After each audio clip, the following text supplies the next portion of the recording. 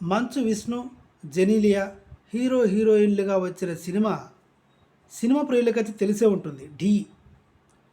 Scene Vaitla director. Cinema super duper deluxe కెవ్వుకేక పిచ్చికేక పోలికేక సావుకేక. ఇంతకీ ఈ సినిమా వెనుక పెద్ద ఫ్యాక్ట్ ఉంది. అసలు ఈ సినిమా మంచు విష్ణు చేయాల్సిన సినిమా కాదు. మరి ఎవరు చేయాలి? ఎవరో చేయాల్సిన సినిమా ఎవరు లాక్కున్నారు? దాని నుంచి మళ్ళీ ఇంకెవరు లాక్కున్నారు? చివరికి మంచు విష్ణు ఎందుకు చేయాల్సి వచ్చింది? అదే ఈ వీడియో. సినిమా ప్రియులందరూ సబ్స్క్రైబ్ బటన్ నొక్కండి. వీడియో అందరికీ నచ్చుతుంది. సీను వైట్ల కథ రాసుకున్నది రవితేజ కోసం రాసుకున్నాడు.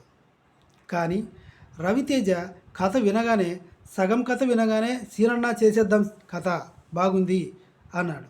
కట్ చేస్తే ఎందుకనో ఈ కథ సీను వైట్ల గారు చెప్పిన కథ రవితేజ చేస్తున్నాడు అన్నది ఎవరో మేనేజర్ మోహన్ బాబు గారి చెవిలో వేశారు. ఇక మోహన్ బాబు గారికి కామెడీ మీద పట్టు బాగా ఉంది. అప్పటికే సీను వైట్ల మంచి డైరెక్టర్ అన్న పేరు కూడా ఉంది. ఎలాగైనా సరే ఈ కథ దొబ్బేయాలి అనుకున్నాడు.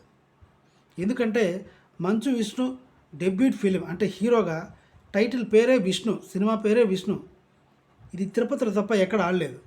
నంద్యాల కూడా ఆడింది 70 రోజులు.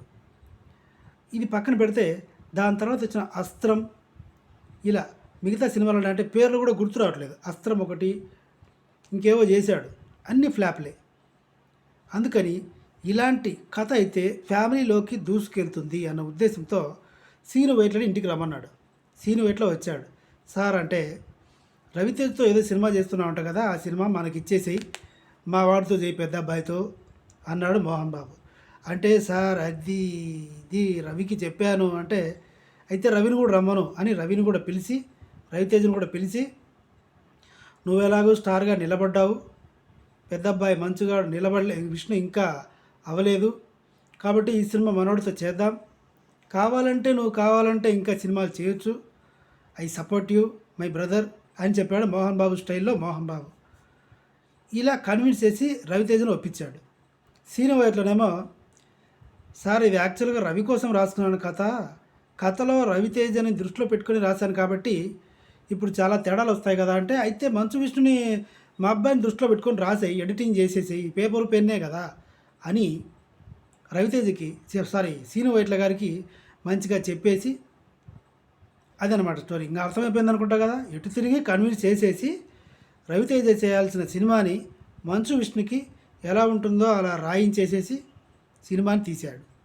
ఒకవేళ సినిమా లేకపోయింటే వరుసగా మళ్ళీ ఫ్లాప్లే వచ్చాయి మంచు విష్ణుకి. వీడియో నచ్చితే సబ్స్క్రైబ్ చేయండి. Thank you.